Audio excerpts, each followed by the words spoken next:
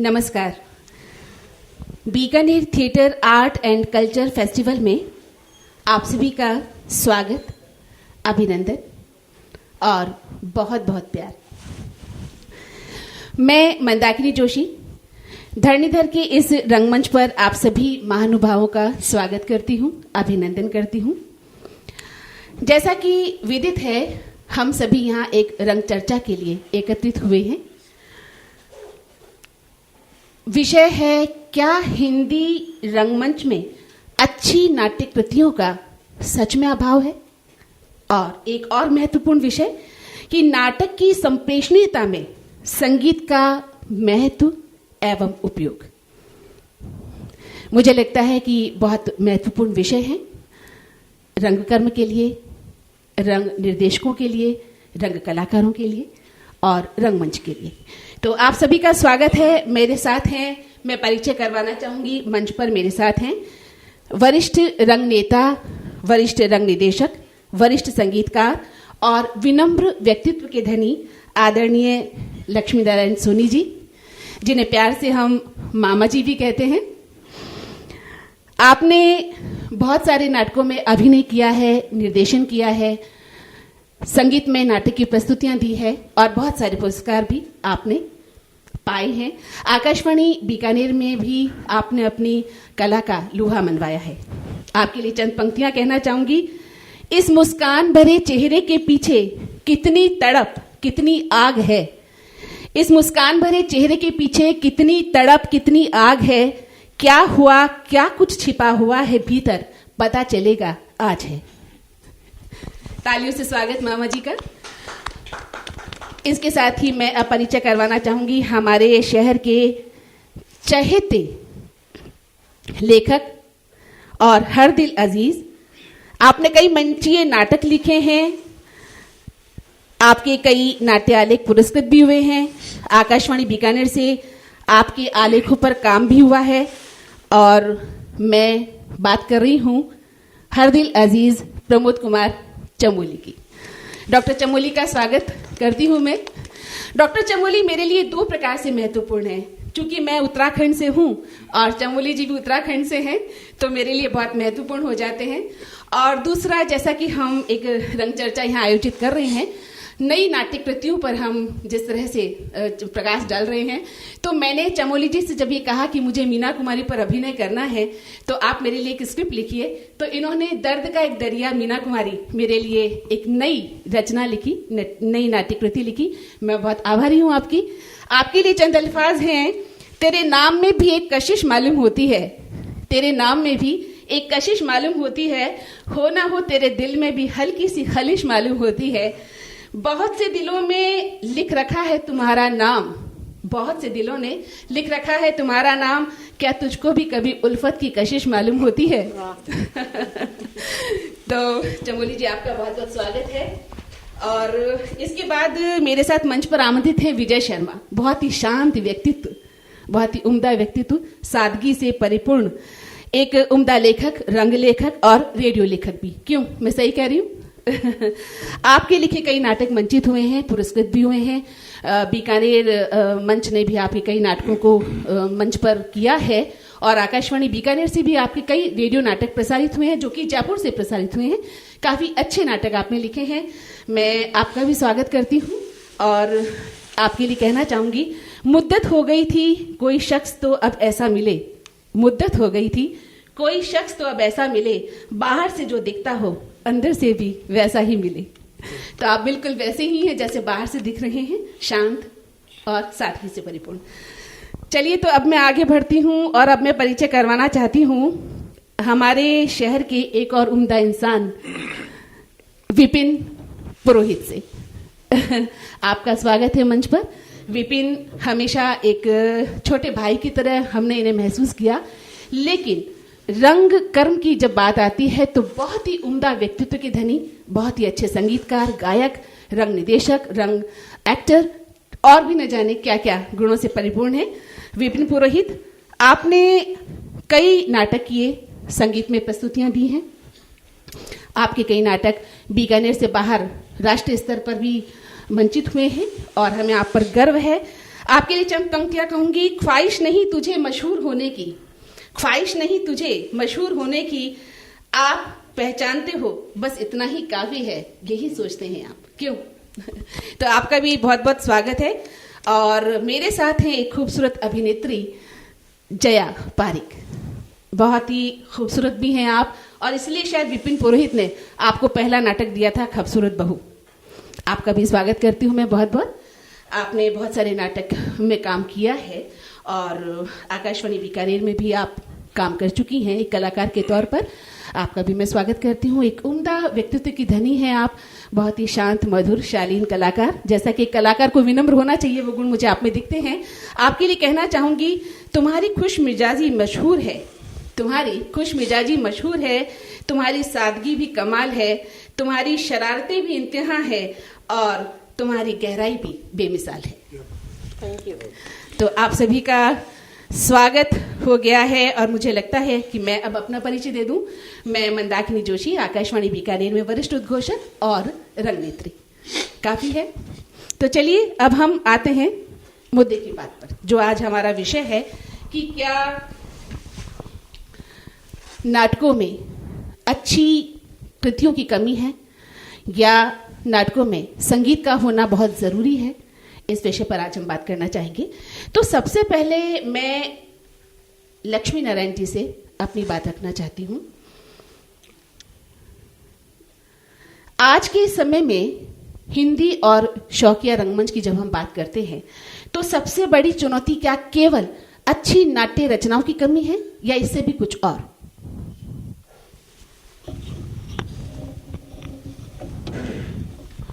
कमी का जहां तक सवाल है, हर विधा में स्थान के अनुसार, परिस्थितियों के अनुसार कुछ न कुछ कमियां रहती हैं। स्क्रिप्ट की कमी की बात पूरी तरह तो नहीं स्वीकार पाता मैं। लिखे हुए भी बहुत हैं और लिख भी बहुत जने रहे हैं, बहुत अच्छे अच्छे लेखक हमारे बीकानेर में भी साथ भी बैठे हैं और भी बहुत लोग हैं जो लिख रहे हैं। तो ये कमी तो इतनी ज्यादा मुझे नहीं अखरती। जहां तक सवाल है कि दूसरी भाषाओं में बहुत रचनाएं हैं, तो अभी हमारे साथी दयानंद जी शर्मा जी बता रहे थे कि बंगला में भी बहुत कम लेखक हैं जो बड़े नामधारी हैं, या मराठी में भी बहुत कम लेखक हैं जो बड़े नामधारी हैं। लेकिन बंगला और मराठी के नाट्य को बहुत अच्छा माना जाता है। और ये एक सोचने का विषय भी है कि हिंदी को वो दर्जा क्यों नहीं मिल पा रहा है कि भाई नाट्य इतना मशहूर, या जैसे उन भाषाओं में बाकायदा टिकट लेके देखा जाता है, किया जाता है। तो इसमें सिर्फ कृति की कमी हो ऐसा मैं समझ नहीं पा रहा हूं, मान नहीं रहा हूं। और न ये मानता हूं कि कोई रंग निर्देशकों की या अभिनेताओं की कमी है।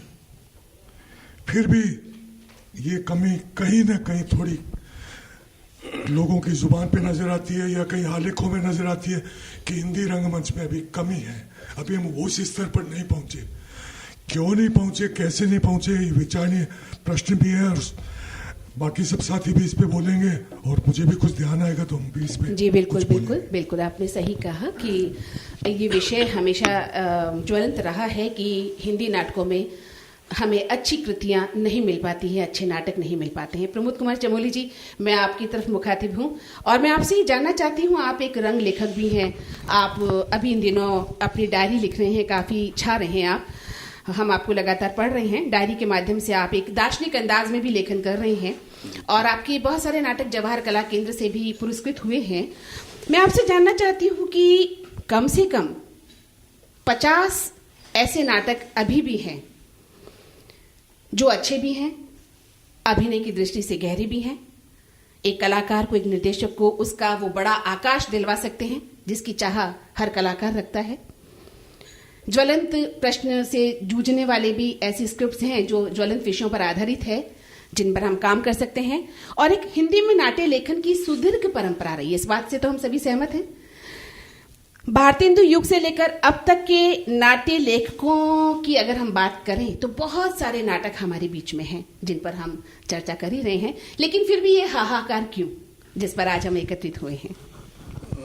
आपने जहाँ से चर्चा शुरू करी, मैं इसको थोड़ा और पीछे ले जाता हूँ कि भारतेंदु युग से जब आप नाटकों की बात करते हैं जी, तो भारतेंदु युग से जब नाटक चले तो उस समय जो इतिहास बताता है उसमें क्या है कि नाटककार बहुत प्रमुख होता था, है ना। और उसके बाद भारतेंदु युग से अपने अगर आ जाएं तो अपने बीकानेर के नंद किशोर जी आचार्य तक ले लें, उसके बाद का जो गैप है वो एक बहुत बड़ा गैप है जहां अपने को नाटक दिखाई नहीं देते या नाटक लिखने वाले लोग दिखाई नहीं देते। अब उसके पीछे कारण क्या है कि उस समय जो जैसा मैंने पढ़ा है कि नाटक जो लिखे जाते थे नाटककार ही प्रमुख होता था। अब ये जो मीडिया है पूरा जो डायरेक्टर का मीडिया हो गया है ना। अब डायरेक्टर को कोई कृति पसंद ही नहीं आती है, पहली बात तो ये। और अगर पसंद आ गई तो वो कई बार ऐसा होता है कि उसकी आत्मा से इतनी छेड़छाड़ हो जाती है कि उसका पूरा वही बदल जाता है, स्वरूप बदल जाता है, क्लेवर बदल जाता है जी।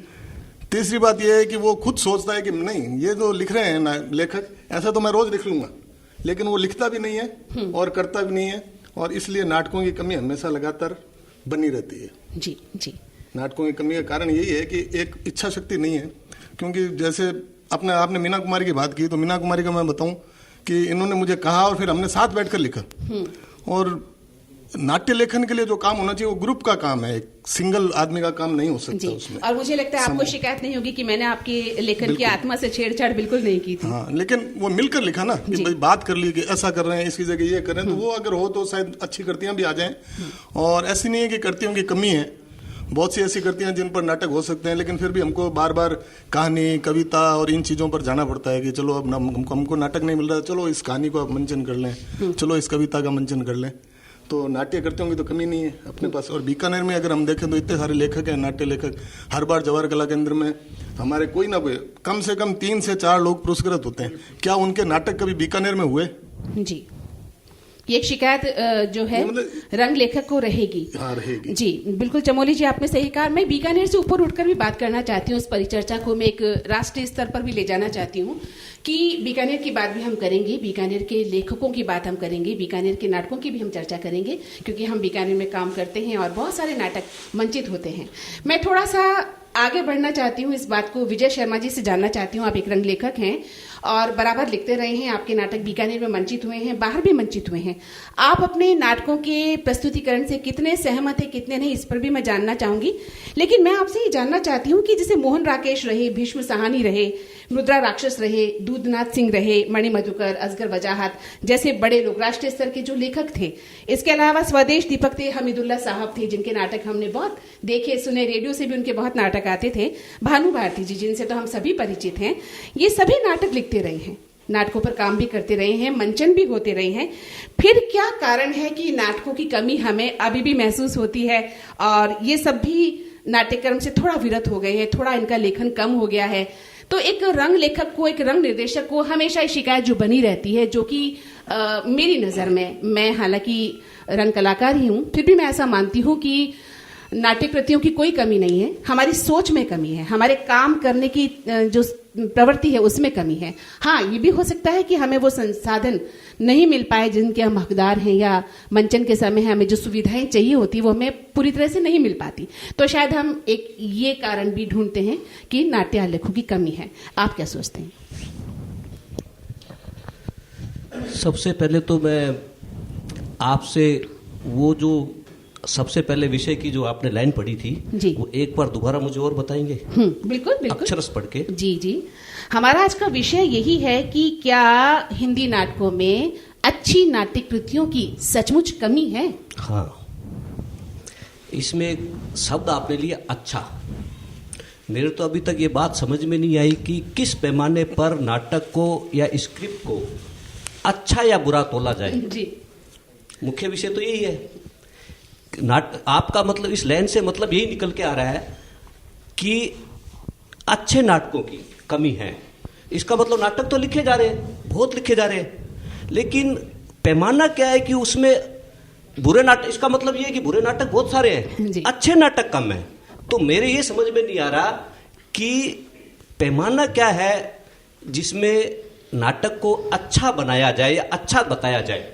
जी, ये मेरी व्यक्तिगत पीड़ा है। बिल्कुल बिल्कुल। हमारे बहुत से साथी या इससे पहले भी बहुत से रंग लेखकों ने या रंग नाट्यकारों ने बहुत से नाटक लिखे हैं, उन्होंने तो अच्छे ही लिखे हैं, अपनी समझ में अच्छे लिखे हैं, लेकिन रंग निर्देशकों या नाटक करने वाले जो भी हैं उन लोगों ने उसको अच्छा और बुरे की संज्ञा दे दी। जी, उसका एक स्वरूप निश्चित कर दिया कि ये नाटक अच्छा है और ये नाटक बुरा है, लेकिन दूसरे ही निर्देशक उसी नाटक को कर रहा है और वो कह रहा है ये अच्छा है, एक निर्देशक ये कह रहा है कि नाटक बुरा है। जी। तो मुझे ये समझ में नहीं आता कि अच्छे नाटक की कमी है या नाटकों की कमी है। पहली बात तो ये है। दूसरी बात, मैं पूर्णतः ये नहीं मानता कि हिंदी रंगकर्म में स्क्रिप्ट या नाटक की कमी है। जी, मैं बिल्कुल भी इसको पूर्णतः नहीं मानता। जी, ये सोच केवल और केवल उन रंग निर्देशकों की है जो किसी नए नाटक को करने का साहस नहीं कर रहे हैं। बीकानेर की बात या इससे बाहर की बात करूं तो जब रंग निर्देशक कोई नाटक करने की बात करता है, मेरे सामने भी बहुत सारी बातें आई हैं, तो ये निकल के आता है उन बड़े बड़े नाटकों की बात होती है कि ये नाटक करेंगे, ये नाटक करेंगे, अंधा युग करेंगे, वो करेंगे, वो करेंगे। ऐसे बड़े बड़े नाटक जो पहले से होते आ रहे हैं, जिनको देखा जा रहा है, उसी में वो प्रयोग करने की सोचते हैं। और नए नाटक जो नई कृति हैं उनके बारे में ना तो वो चर्चा करते हैं, ना किसी को ये कहते हैं कि आपका कोई लिखा हुआ नाटक है, कुछ को छोड़ करके कि ये नाटक है, हमें बताओ, या हम ऐसा करना चाह रहे हैं, इस नाटक में कैसा है। जी, बिल्कुल। उसको शायद मंथन भी नहीं होता है या उसको देखा भी नहीं जाता है, और उसके बाद ये कहते हैं कि हमारे यहाँ पर अच्छे नाटकों की कमी है। जी विजय जी, तो मैं ये प्रश्न भी उठाऊंगी आपसे कि क्या एक निर्देशक, क्या एक रंग कलाकार लेखक के पास जाकर कहता है कि मुझे अच्छी कृतियां आपसे चाहिए? इस पर हम बात करेंगे। आपकी पीड़ा से मैं सहमत हूं बिल्कुल कि अच्छे नाटक और बुरे नाटक का ये जो हमने एक बना लिया है, इसका अर्थ क्या है? बिल्कुल, तो मैं आपके पास लौटूंगी पुनः। Thank you. और अब मैं उन्मुख होती हूँ हमारे शहर के जाने माने कलाकार, रंग नेता, रंग निर्देशक और बहुत ही प्यारे इंसान, बहुत ही अच्छे गायक, संगीतकार विपिन पुरोहित से बात करना चाहूंगी। कही विपिन जी, कैसे हैं आप? विपिन जी, जी, आपके मंचन हमने देखे। आप जब बहुत छोटे थे तब भी मैंने आपके साथ काम किया है, हमने संगीत में प्रस्तुतियां दी हैं। मुझे आज भी याद है, आपके साथ काम करने का एक अलग अनुभव रहा। आप बीकानेर से बाहर भी मंचन करते रहे हैं, राष्ट्रीय स्तर पर आपके नाटक मंचित हो रहे हैं, आपने पुरस्कार भी प्राप्त किए हैं। और आपके, मैंने एक चीज नोट की, आपने जब से संगीत में प्रस्तुतियां देनी शुरू की तो एक अलग प्रस्तुतिकरण आपका उभर कर आया। हाँ, आपने गंभीर नाटक भी किए हैं। मैं आपसे ये जानना चाहती हूँ कि जैसा कि हमारा एक विषय और है कि नाटक में या नाटक की संप्रेषणीयता में संगीत का कितना महत्व है, कितनी उपादेयता है, कितना होना जरूरी है, क्या संगीत के बिना नाटक नहीं रचा जा सकता? मैं ये भी आपसे जानना चाहूंगी। लेकिन इससे पहले मैं एक महत्वपूर्ण प्रश्न आपसे ये करना चाहती हूं कि महाभोज जैसे नाटक, हल्ला बोल जैसे नाटक, कितने ही ऐसे नाटक हैं जिनका राष्ट्रीय स्तर पर मंचन हुआ है, हम इस बात से परिचित भी हैं। बिल्कुल। लेकिन अब जब हम देखते हैं तो इन नाटकों को करने से निर्देशक कतराने लगा है। क्यों? आप रंग निर्देशक हैं, अगर मैं आपसे जानना चाहूंगी कि आप इन नाटकों को करने से क्या कतराते रहे हैं?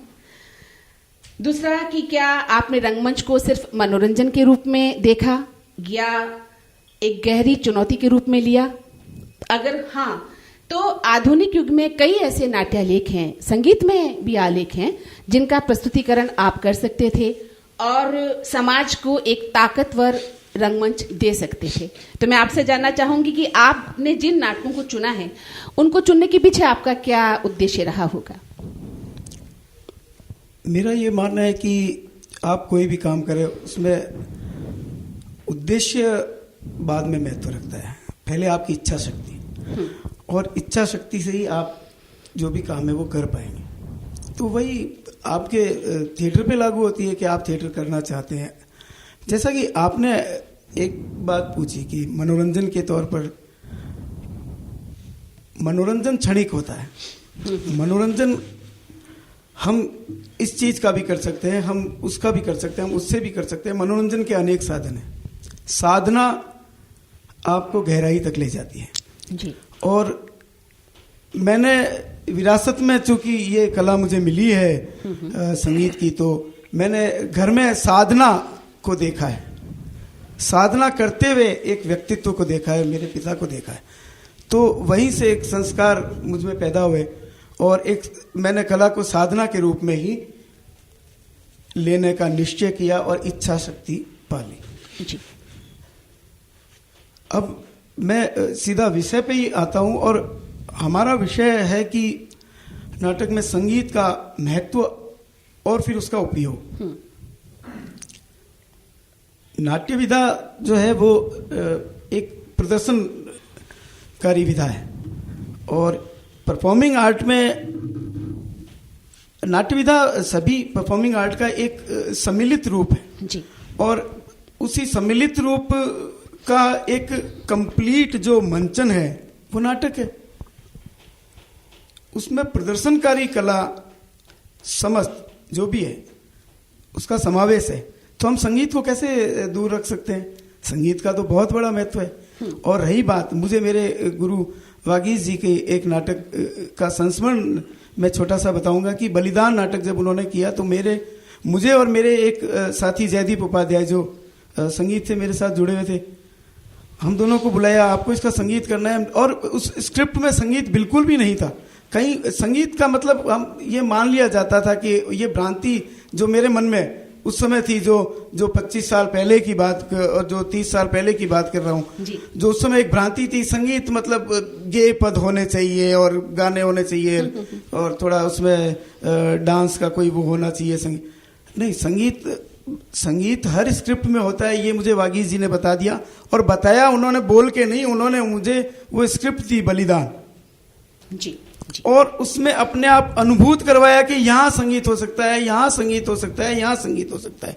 मान लिया जाता है कि लोक नाटक है, वो संगीत में नाटक है। इसलिए संगीत का बड़ा महत्व और संगीत को नहीं, संगीत और ध्वनि में फर्क है ना मंदा जी। आप मंदाकिनी जी समझिए कि संगीत में और ध्वनि में फर्क है। तो लेकिन फिर भी ये रूप संगीत का ही है। जो ध्वनि है वो कहां से उत्पन्न हुई? ध्वनियों से ही संगीत उत्पन्न हुआ। तो ये सम्मिलित रूप है और उसके बिना नाटक का जो मंचन है संभव नहीं है। ऐसा नहीं है, डायलॉग्स में भी संगीत है जी जी। आप जब डायलॉग बोल रहे हैं, आप जब कोई भी भाव प्रकट कर रहे हैं, वो संगीत वहां पे उत्पन्न होता है जी। वो संगीत वहां पे दिखता है जी। मैं वही जानना चाह रही थी कि जो हम उपादेयता की बात कर रहे हैं नाटक में संगीत की, तो क्या केवल हम तकनीकी संगीत देते हैं या इंस्ट्रूमेंटल संगीत बहुत जरूरी हो जाता है?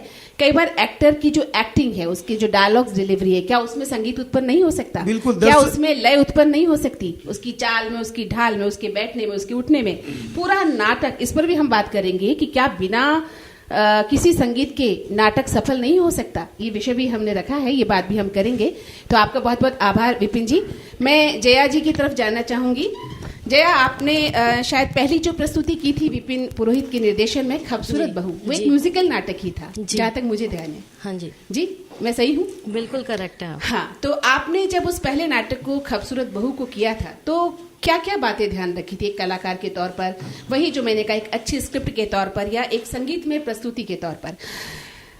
मैं आपसे ये भी जानना चाहूंगी कि जब हम बात कर रहे हैं कि नाटकों में संगीत की उपादेयता क्या है, तो और हम ये भी कह रहे हैं कि अच्छे नाटकों का अभाव है, तो लोक नाटक भी तो बहुत सारे हैं।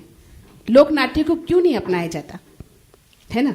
जैसे रामलीला है, रासलीला है, जात्रा है, तमाशा शैली है, नौटंकी है, भवई है, यक्षगान है, थेरुबुट्टू है, नाचा है, रमते हैं हमारे यहाँ की। तो हिंदी नाटक हैं, संस्कृत नाटक हैं, काव्य नाटक हैं, नुक्कड़ नाटक हैं, एकांकियां हैं। कहाँ कमी रह गई? हमारी सोच में ये बात क्यों आ रही है कि हमारे पास अच्छे नाटक नहीं है, अच्छी कृतियां नहीं है, अच्छे नाट्य लेखक नहीं है, इसलिए अच्छे नाटकों का मंचन नहीं हो सकता? मंदा दी, मैं मंदाकिनी जोशी हैं ये पूरी दुनिया के लिए, लेकिन मेरे लिए आप मंदा दी हो तो मैं जी, जी। आपको मंदा दी ही जी, कह उसमें सकते मुझे हैं, एक तो बहुत अपनत्व बता- लगता है जी, और लगता जी। है कि मेरे अपने ही सब बैठे हैं। तो जो बात हम ये कर रहे हैं कि आपने पूछा कि विपिन के साथ मेरा ये पहला नाटक है क्या, तो मुझे ये सौभाग्य मिला हुआ है मंदा दी कि जब मैं 6th क्लास में पढ़ती थी जी, तब रूपा पारिक नाम से मैडम थी एक हमारी, और उनके साथ कृष्ण अर्जुन की एक छोटी सी नृत्य नाटिका की थी मैंने। तो वो भी बिना संगीत की थी, लेकिन वो स्कूल में जैसे पहले बाल सभाएं होती थी या वार्षिक उत्सव भी होते थे, एनुअल फंक्शन भी छोटे स्तर पर ही होते थे। यानी मैं ये बात तकरीबन 30-35 साल पहले की कर रही हूँ। तो वो भी एक रिदम में ही उसके जो डायलॉग्स बोले जाते थे, तो नृत्य नाटिका में वो रिदम में ही बोले जा रहे थे। तब ना कोई ताल थी, ना कोई साज थे, ना कोई इस तरह से कोई हमें संगीत का बहुत पारंपरिक तरीके से कुछ हमें दिया गया था। और जो हमारी मैडम थी वो फिजिक्स की थी, तो उनका तो संगीत से कोई लेना देना ही नहीं था, लेकिन वो साहित्य में रुचि रखती थी, तो उनको शौक था। और उसके बाद मुझे सौभाग्य मिला था जब मैं 2nd ईयर में पढ़ती थी, बालार्ट संगीत विद्यापीठ से पुंडरीक जी जोशी, जो संगीत के क्षेत्र में जाना माना नाम है उनका। तो उन्होंने शाकुंतलम नाटक किया था, अभिज्ञान शाकुंतलम जो कालिदास की रचना है उसके ऊपर। उसमें मुझे शकुंतला का ही लीड रोल मिला था और वो भी नृत्य नाटिका थी। तो फिर संयोग ऐसा हुआ कि विपिन के साथ जब मैंने प्ले किया तो वो भी संगीतमय था, और उसके अंदर मुझे उस समय के हिसाब से खूबसूरत बहू का रोल मिला था। ये भी करीब 25 साल पुरानी बात हो गई है। तो जो एक बात हम ये कह रहे हैं कि क्या वाकई में नाटक के अंदर संगीत उसकी महती भूमिका है, संगीत को होना चाहिए।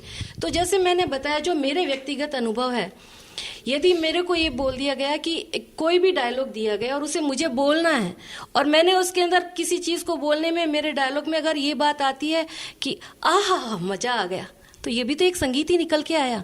पीछे उसके अंदर कुछ भी नहीं था, कहीं किसी म्यूजिशियन ने नहीं बताया, किसी डायरेक्टर ने नहीं बताया, वो मेरी अनुभूति थी जो निकल करके आई।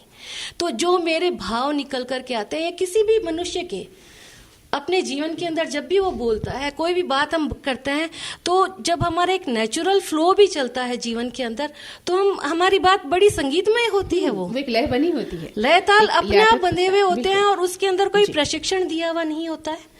जब गुस्सा आता है तो हमारा कैसे सटीक एकदम से किसी के ऊपर वार होता है, तो वो भी उसमें एक संगीत है।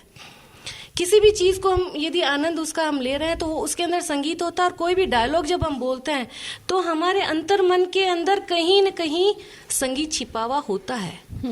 कोई डायरेक्टर उसको अपने साजों के साथ प्रस्तुतिकरण दे देता है और कोई अंतर मन में उनको महसूस कर लेता है। लेकिन संगीत अवश्य है, क्योंकि वो हम पैदा होते हैं जब से, एक माँ अपने बच्चे के पास, बच्चा सो रहा है, उसकी किलकारी में जो उसको एक अनुभूति होती है जो कि किलकारी, आहा मेरे बच्चे ने तो आज ऐसे बोला।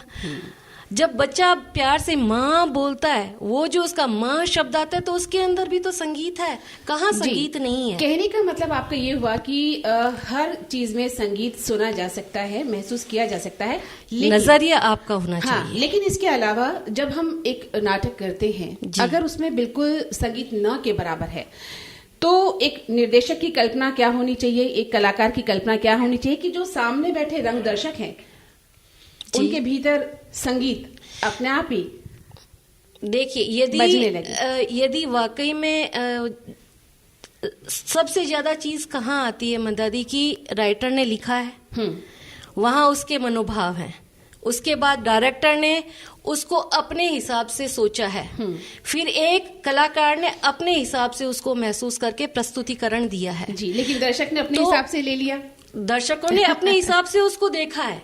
ठीक है, तो यदि आपके अंदर, यदि आप उस चीज को उतने आनंदमय तरीके से कर रहे हैं, तो उनको लगेगा कि यहाँ कहीं कोई प्रस्तुति के अंदर खनखनाहट है, कहीं रुदन है, कहीं आनंद है, वो महसूस कर लेगा। में वो बात होनी चाहिए कि और बिना संगीत के भी अगर नाटक है तो संगीत महसूस किया जा सके, महसूस किया जा सकता है, लेकिन साथ ही आपके पास लौटूंगी मैं। जी। मैं लक्ष्मी नारायण जी से बात करना चाहती हूँ, सोनी जी से। सोनी जी, मैं आपसे, जैसा कि मैंने अभी जया से पूछा था कि लोक नाटकों को क्यों नहीं अपनाया जाता है। इतने लोक नाटक हैं, एक निर्देशक के पास बहुत सारी नाट्य प्रस्तुतियां हो सकती हैं, रामलीला है, रासलीला है, रमते हैं। क्या कारण है कि हम लोक नाट्यों को नहीं अपना पाते उस तरह से जिस तरह से उसे अपनाना चाहिए? कौन नहीं अपनाते? किसकी बात कर रहे हैं? हम नाटक वाले? जी, रंग निर्देशकों की बात कर रही हूँ मैं। हमारी क्योंकि बात चल बाकी रही है यहाँ पर। नहीं, बाकी तो लोग नाटक अपनी अपनी जगह हो ही रहे हैं। हाँ। उसमें उतार चढ़ाव वो एक अलग विषय है। नहीं, मैं खाली बीकानेर स्तर पर बात नहीं कर रही हूँ, एक राष्ट्रीय स्तर पर बात बाकी- कर रही हूँ कि कितनी ऐसे लोक नाट्य हम देख पाते हैं, लोक नाटक हमारे जहन में है। क्या लोक नाटकों को उसी तेजी से अपनाया जा रहा है जिस तरह से अपनाया जाना चाहिए हमारी संस्कृति को, लोक संस्कृति को? देखिए, जिन नाट्य निर्देशकों की आप बात कर रहे हैं, यानी आज जो आधुनिक रंगमंच या हिंदी जी। रंगमंच जो जी, चल रहा है, जी, बिल्कुल। उसमें लोक नाट्य का समावेश हो या उनको प्रमुखता मिले, ऐसा आपका शायद जी, बिल्कुल, आशय है। बिल्कुल। तो मैं ये कहना चाहूंगा कि निर्देशक को ये चुनने का अधिकार है कि मैं किस विधा में ज्यादा रुचि रखता हूं या किस विधा में ज्यादा मुझे करना चाहिए। जी, पहली बात। जी। दूसरी बात, लेकिन मेरा आग्रह यह है कि उस निर्देशक को लोकनाट्य में भी रुचि रखनी चाहिए और एब्सर्ड नाटक जो होते हैं उनमें भी रुचि रखनी चाहिए, जी, और पारंपरिक जो नाटक हो रहे हैं हिंदी के उसमें भी रुचि रखनी चाहिए, मेरा मानना है। जी, जी, लेकिन फिर भी ये थोपने वाली बात नहीं है। अगर कोई रंग निर्देशक सिर्फ इसी एक विधा में करना चाहता है तो ये उसकी इच्छा है या उसकी संतुष्टि है कि मुझे तो ये करने में अच्छा लगता है। बचपन में हम देखते थे गोपाल जी की रामलीला। मैं तो कई बार मेरे साथी मित्रों से आग्रह करता हूँ, अरे आज के रंग दर्शक उनको जानते ही नहीं। वो 5-7 रोल एक साथ करते थे, स्टेज पे खड़े होके खुद ही गा लेते थे, ये ओढ़ के आ जाते थे, कुब्जा बन जाते थे, ओढ़ के आते थे, वो रामायण के पात्र बन जाते थे। तो वो उनकी एक अलग अपनी रुचि थी या यूं कहे कि उनकी महारत थी उसमें। तो ये तो हर एक का अपना व्यक्तिगत है, लेकिन होना चाहिए। ये बात बिल्कुल सही है कि पुरानी विधाएं या लोक विधाएं जितनी भी तरह की हैं, जहाँ जहाँ जिस इलाके की है, वो ऊपर के सामने आनी चाहिए, वरना आने वाली पीढ़ी उनको भूल जाएगी। जी। विजय जी, आप क्या कहना चाहेंगे?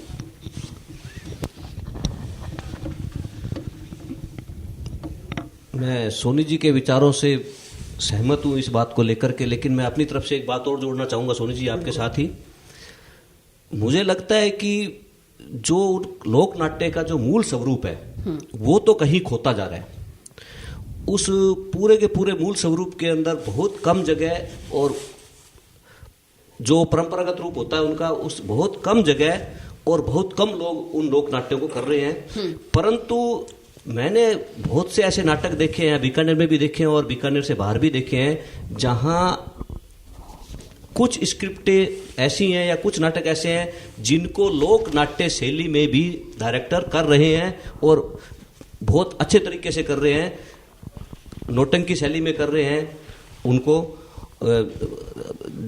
ज्यादा मतलब दूर जाने की बात ही नहीं है। खूबसूरत बहू था जो वो लोक नाट्य शैली में किया गया नाटक जी, था। जी। और भी ऐसे बहुत नाटक हैं। तो ऐसी बात नहीं है कि लोक नाट्य की जो परंपरा है, जो उसकी शैली है, उसको डायरेक्टर नहीं कर रहे हैं। अभी तो उस तरफ ज्यादा जा रहे हैं, लेकिन उसका जो मूल स्वरूप है, जैसे वो थे वैसा अब नहीं हो रहा है। इस बात से मैं सोनी जी की बात से सहमत हूं। जी, चमोली जी आप? हाँ, लक्ष्मी जी कुछ कहना चाह रहे हैं। सोनी जी? सही कह रहे हैं विजय जी, लेकिन ये भी मानना पड़ेगा कि मूल स्वरूप जड़ों में ही रहेगा। जहां से वो उठ के आया है, उनके पास जो बोलने का करने का अंदाज होगा वो आधुनिक नाटककार के पास नहीं होगा। वो उसकी नकल कर रहा है या उसको एडॉप्ट करके अपनी तरफ से कुछ जोड़ के कर रहा है। तो ये फर्क रहे, दोनों अपनी अपनी जगह सही है, क्या हर्ज है? उनको अपना करना चाहिए, आप अपना करो। सभी बढ़िया है। लेकिन अच्छा है। आपने करने की हिम्मत जुटाई, उसकी नहीं, भी तारीफ होनी ये चाहिए। तो बिल्कुल, ये तो बढ़िया बात है। बहुत कम क्या संसाधन में हम काम करते हैं। बिल्कुल शौकिया करना चाहिए। रंगमंच किस स्थिति से गुजर रहा है, इस बात से हम हाँ, सभी लेकिन परिचित उस पर भी ध्यान देना चाहिए कि जो जड़ में है वो कर रहे हैं तो उनको भी देखना चाहिए, सुनना चाहिए, उनको भी आगे लाना चाहिए। और इस बारे में हो रहा है, कुछ न कुछ होता ही है, और ज्यादा हो तो ज्यादा अच्छा। जी चमोली जी, आप कुछ कहना चाहेंगे? मैं तो ये कहूँगा इस बारे में कि हमारे जो भारत में नाटकों का विकास होना शुरू हुआ वो अंग्रेजों के बाद जो दिल्ली केंद्र बना नाटकों के विकास का, तो वहाँ जो सारी प्रणाली अपनाई गई ना, वो सारे के सारे ब्रेख्त के अंडर में ही चले गए, जी है ना। तो कहीं ना कहीं अपना जो लोक जितना भी है ना नाटकों में, जहाँ दिल्ली जिसको राजधानी कहते हैं, वहाँ लोक नाट्य का नाम ही नहीं है। बहुत कम जगह लोक नाट्य का प्रयोग करके भी नाटक किए गए। आपका मतलब एनएसडी से है, राष्ट्रीय नाट्य हाँ, विद्यालय से? दिल्ली जिसको आप केंद्र मानते हो, जी, केंद्र तो का, तो मैं आपसे प्रश्न जानना भी चाह रही थी कि क्या राष्ट्रीय नाट्य विद्यालय जैसे जो संस्थान है और वहां से निकले जो प्रशिक्षित एक बड़ी जमात के कलाकार हैं, क्या उन्होंने शौकिया रंगमंच को नकार रखा है या उन्हें बिल्कुल भी आगे बढ़ने का काम नहीं किया है? अब ये तो प्रश्न जो है वो अब अपने सब लोग जानते हैं कि राष्ट्रीय नाट्य विद्यालय में जो काम कर रहे हैं उसके बाद वो नाटकों पर कितने काम करते हैं, कितने लोग हैं जो जिंदगी भर रंगकर्म से जुड़े रहे। जी, फिल्मों में जाने के बाद बहुत कम कलाकार ऐसे हैं जो रंगमंच की ओर लौटते से हैं। जुड़े रहे। तो हालांकि इसमें रोजी रोटी का सवाल भी है, लेकिन जो आपने जो पहली बात करी थी कि इस भारत में जो नाटक का विकास है ना, वो भारत के अनुसार होना चाहिए था, कि हमारी जो लोक नाट्य शैली है उसी को उभार कर हमें अपना नाट्य शास्त्र जो है वो बनना चाहिए था, बजाय ब्रेख्त के, बजाय किसी और के। हमने पाश्चात्य संस्कृति को अपनाया। उनका अपना स्टाइल है, वो अपने स्टाइल से रहे। हमारे सारे नाटक जो है ना वो उसी स्टाइल में चलने लगे। जी जी। तो कहीं ना कहीं हमने अपनी जो सर कह रहे हैं जैसे जड़ों को छोड़ा, अपनी जड़ों को छोड़ दिया है, तो पाश्चात्य संस्कृति को अपनाया उसका है। प्रभाव अपने नाटकों पे भी पड़ा है, अपनी प्रस्तुतियों पे भी पड़ा है, और हमारा क्या माइंड सेट ही वैसा हो गया। अब हम लोक नाट्य की तरफ थोड़ा सा कम जाते हैं, बहुत कम लोग ऐसे काम कर रहे हैं, है ना। तो मैं तो एक बार अभी पीछे उदयपुर गया था, तो वहां देखा कि जगह जगह ये गौरी नाटक होते हैं दशहरे के टाइम, जगह जगह, और वो उनका बड़ा अपना आनंद है, भील कम्युनिटी के लोग करते हैं और बड़े आनंद से करते हैं उसको। जी, और बहुत सहज अंदाज से, तरीके से करते हैं। उस पर भी कुछ लोगों ने काम किया है। मैं कुछ कहना जी बिल्कुल, विजय जी बोलिए। प्रमोद जी और जैसी बात करें लोक नाट्य की, तो मेरे ख्याल से लगता है कि नाटकों के अंदर लोक नहीं है। हाँ। जी ये सही बात है। नाटकों में लोक नहीं है, नाटकों से लोक खत्म होता जा रहा है। जी, नाटक जो है अब नई परंपरा के रूप में आप देखो तो नाटक का जो क्लेवर है, उसकी जो वेशभूषा है, उसका जो स्टाइल है, जो उसका करने का तरीका है, वो आधुनिक के नाम पे पता नहीं कैसा होता जा रहा है। यानी मेरा कहने का मतलब है कि नाटक से लोक खत्म हो रहा है, लोक नाट्य नाटक में तो आ रहा है जी, लोक नाट्य नाटक में तो अपने निर्देशक लेके आ रहे हैं, लेकिन लगता ऐसा है कि उसमें से लोक खत्म हो रहा है। Actually- वो संस्कृति जो लोक से चलती आ रही है वो नाटकों में नहीं है। जी जी, विपिन तो जी ये आप भी सोचने कुछ की बात है। कहिएगा। जी बिल्कुल, सोचने का विषय है। एक की बात पे ऐड करना चाह रहा चमोली हूँ जी। कि जो ये कह रहे हैं नाटक से लोग खत्म हो रहा है, यानी कि हमने जो नाटक के लोग हैं ना, हम भी अगर देखें तो बीकानेर में शहर तक नाटक है ना। जी, तो नाटक जो है ना बहुत अभिजात्य हो गया है। आम लोगों की पसंद, आम लोगों के जीवन में नहीं गया है, और जबकि आम लोगों के जीवन में नाटक था, हाँ हाँ, है ना, उसका हमने क्योंकि उपयोग हम नहीं उससे करते। इतर हो गए ना, अलग हो गए हैं। और मैं तो ये भी पूछना चाहूंगी, विपिन भी अपनी बात रखना चाहेंगे। विपिन, आप भी अपनी बात रखिए, लेकिन साथ में ये भी बताइए कि जो हम अभी पिछले कुछ सालों से जैसे कि ये इतना बड़ा समारोह हो रहा है, और बीकानेर में भी पिछले 4-5 सालों से तो विशेष तौर से फेस्टिवल होते नजर आ रहे हैं। बहुत सारे नाटक मंचित किए जाते हैं, एक दिन में 5-5, 6-6 नाटक मंचित हो रहे हैं। बहुत भीड़ भी आती है, लेकिन जैसे ही समारोह खत्म होता है भीड़ गायब हो जाती है। कोई जन आंदोलन नहीं होता है उन नाटकों को लेकर, कोई जन संवाद नहीं होता है, उन पर कोई विवेचना नहीं होती है, आम आदमी नहीं जुड़ पाता है, आम आदमी दौड़ नहीं पाता। मुझे तो कई बार ये भी लगता है कि बहुत सारे रंगकर्मी भी उन्हें देखने नहीं आते हैं उन नाटकों को। तो ये जो दुष्प्रभाव पड़ा है, इसके पीछे क्या कारण है? और विपिन आप बताइए, जो भी हम लोक नाट्यों पर चर्चा कर रहे थे, आप क्या कहना चाहेंगे? मैं चमोली जी की बात को थोड़ा सा एक अलग तरीके से मैं अपने नजरिए से देखता हूँ। जी बिल्कुल बिल्कुल। तो चमोली जी ने जैसे कहा कि आज़ादी के बाद से जैसे एनएसडी ने ये मैं निश्चित ये चमोली जी को भी पता है और सभी को पता है हमें कि बाबा कारण जो है उन्होंने लोक नाट्य को लेकर बहुत अच्छा, जो एनएसडी में जो माइलस्टोन काम लोक नाट्य में वो बाबा का था, है ना, बाबा का था वो। और उसके बाद में भानु भारती ने गौरी को लेकर किया और बंसी कौल जी हैं।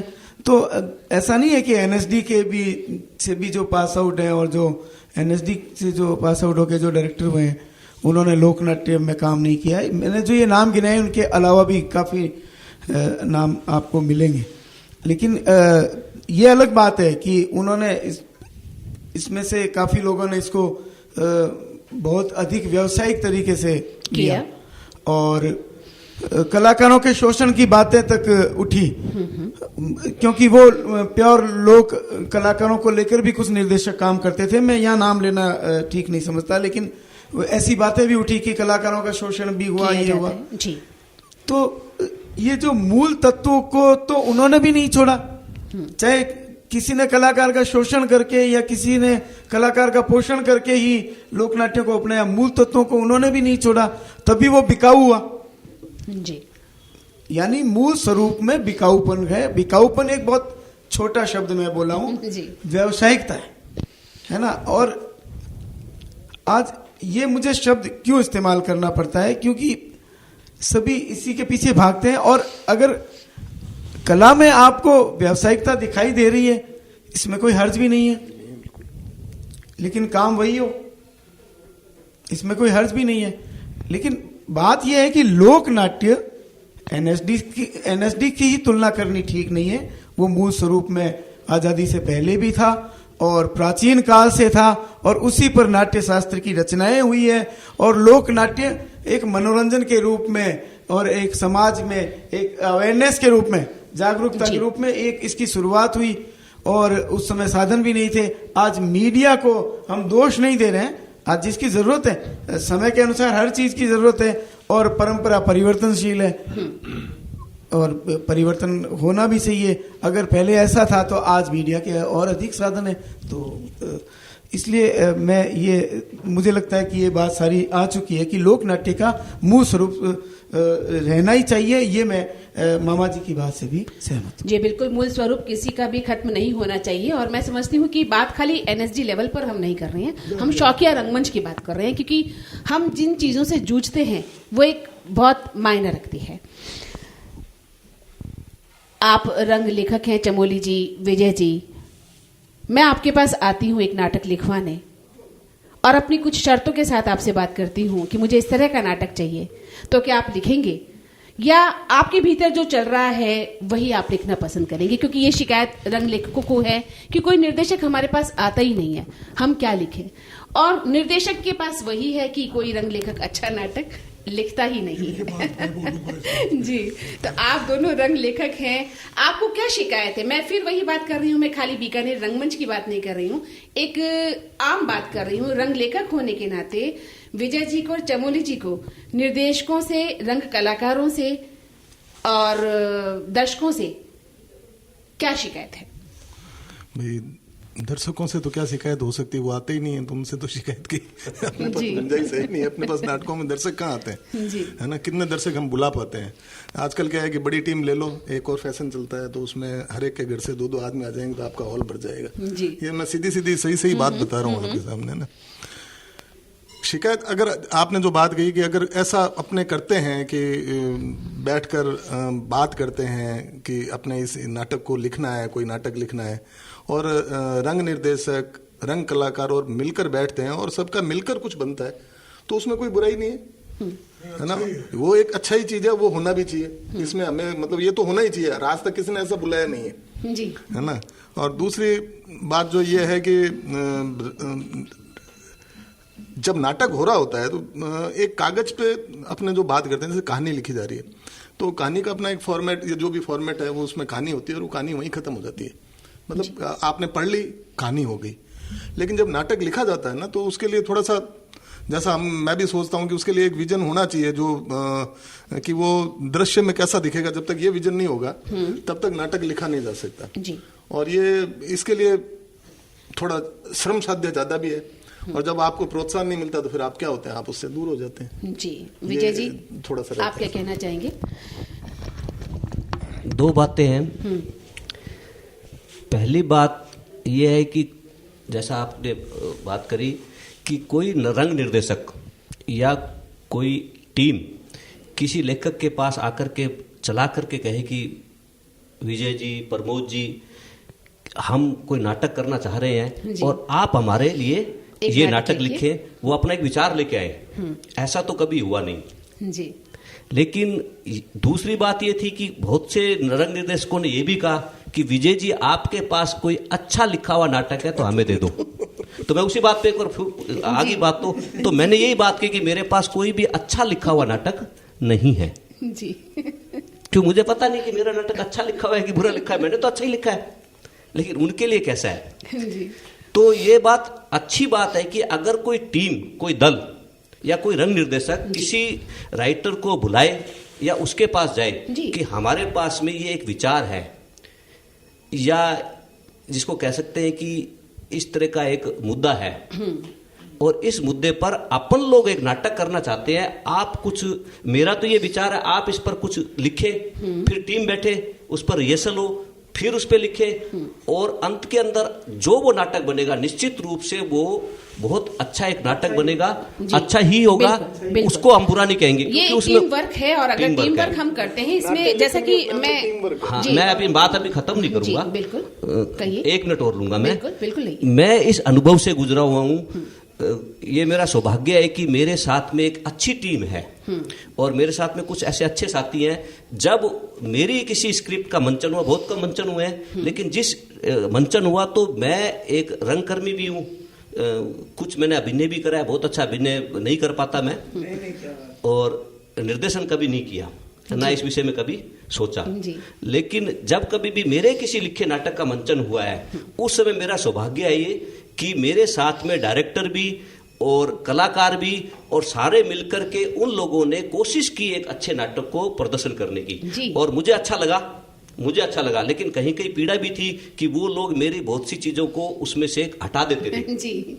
मैं धर्मिता करता, लेकिन आत्मा से छेड़छाड़ कर देते हैं। ये शिकायत रहती है एक रंग लेखक को, लेकिन बाद में लगता कि यार ये तो बहुत अच्छा हो गया, ये अच्छा हो गया। तो मेरा यही है कि अगर सभी जो रंग निर्देशक हैं जो ये कहते हैं कि बीकानेर में या बीकानेर से बाहर या हिंदी रंगकर्म में अच्छे नाटकों की कमी है, उनसे मेरा निवेदन है कि वह खुद से, खुद बहुत से रंग निर्देशक अच्छे लेखक भी हैं, खुद से या किसी राइटर या किसी लेखक के पास जाकर के उनसे बात करके अगर वो शुरू करे इस परंपरा को, तो फिर से एक समृद्ध परंपरा शुरू हो सकती है, तो बहुत अच्छी परंपरा शुरू सकती है, अच्छे नाटक बन सकते हैं। विजय जी, आप बधाई के पात्र हैं और आप बहुत भाग्यशाली हैं कि आपको ऐसी टीम मिली है जो आपके संवेदनाओं को ध्यान में रखती है। लेकिन फिर भी आपने कहा कि कहीं कहीं आत्मा से छेड़छाड़ हो जाती है। तो विपिन जी और जया जी, मैं आपके पास आना चाहती हूँ।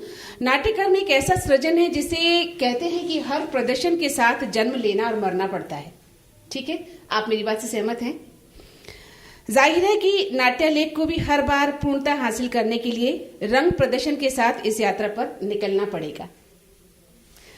इस लंबी प्रक्रिया ने कई प्रकार की जटिलताओं को जन्म दिया है, जैसे कि खासतौर से नाटककार और निर्देशक के बीच जो संबंध है वो ज्यादा जटिल हो गए हैं, जो कि अभी हमने बात की कि विजय जी जैसे हर कोई भाग्यशाली नहीं होते कि उन्हें समझदार निर्देशक या टीम मिल जाए। तो इसका प्रभाव क्या नाट्य लेखन और रंगकर्म दोनों पर पड़ा कि जहां पर एक डायरेक्टर और एक रंग लेखक के बीच में खाई आ गई है और उस खाई को पाटना बहुत मुश्किल हो गया है? क्या आप मानते हैं कि इसका भी प्रभाव बहुत बड़ा रंगमंचीय परंपरा पर? देखिए, सबसे बड़ी बात यह है कि यदि जो लेखक है, अधिकतर मैंने ये महसूस किया है कि लेखक का बहुत ज्यादा इंटरफेयर नहीं रहता है कभी भी स्क्रिप्ट को लेकर के कि जो मैंने लिखा है आपको वैसा ही करना है। अधिकतर जो मतभेद होते हैं वो कलाकार और निर्देशक के बीच में होते हैं। जी। क्योंकि निर्देशक जिस तरह से पात्र के बारे में सोचता है कलाकार अपनी तरीके से सोचता है, तो वहां कई बार, पूरी तरह से मैं नहीं कह रही हूं, लेकिन कई बार हो जाते हैं, जैसे मेरे और विपिन के भी होते हैं। हम दोनों बहुत अच्छे मित्र हैं, सालों से हमारी दोस्ती है, पारिवारिक संबंध है हमारे, लेकिन जब भी हम कोई प्ले करते हैं, हमने बहुत सारे प्ले साथ में किए हैं, तो बहुत से उसकी जो मेकिंग होती है उसको लेकर के कई बार मतभेद हो जाते हैं। फिर उस वक्त कई बार हो सकता है कि उस समय लगता है कि मेरा पक्ष ज्यादा मजबूत है, उन्हें लगता है उनका पक्ष ज्यादा मजबूत है, तो बाद में बैठ करके जब मंथन किया जाता है तो वो हमेशा ही खूबसूरती से निकल करके आता है। कुल मिलाकर जो आज की ये रंग परिचर्चा हुई है उसका निष्कर्ष ये निकला है कि नाट्य आलेखों की कोई कमी नहीं है। लोक नाटक हैं, बहुत सारे ऐसे नाट्य लेखक हैं जिनसे हम संपर्क कर सकते हैं, जिनकी कृतियों को पढ़ा जा सकता है। संगीत में प्रस्तुति की कोई कमी नहीं है, कमी है जीजी विशा की, हमारी मेहनत की। अगर हम मेहनत करते हैं और लोक नाट्यों को पढ़ते हैं, नए रंग लेखकों को पढ़ते हैं, तो निश्चित ही हम अच्छे नाटक का निर्माण कर सकते हैं। मैं उम्मीद करती हूँ आप सभी मेरी बातों से सहमत होंगे और ये परिचर्चा हमने की। मुझे लगता है कि आज की परिचर्चा काफी सार्थक होनी चाहिए और हम सभी ये संकल्प करें कि एक अच्छे नाटक की प्रस्तुति, मैं समझती हूँ एक रंग कलाकार होने के नाते, कि जब मेरा एक नाटक होता है और उसका जब प्रस्तुति होती है तो मुझे लगता है कि जिस तरह से माँ 9 माह तक गर्भ में अपने शिशु को रखती है और उसके बाद जब वो प्रसव होता है तो प्रसव पीड़ा से गुजरना है, नाटक की रिहर्सल, नाटक को करना, नाटक का मंचन, तो वो प्रसव पीड़ा को हम महसूस करें, वो चाहे रंग लेखकों के लेखन की प्रसव पीड़ा हो या एक डायरेक्टर की मेहनत हो या हम जो रंग कलाकार हैं उनकी मेहनत हो या संगीत में जो कलाकार हैं उनकी संगीत की प्रस्तुति हो।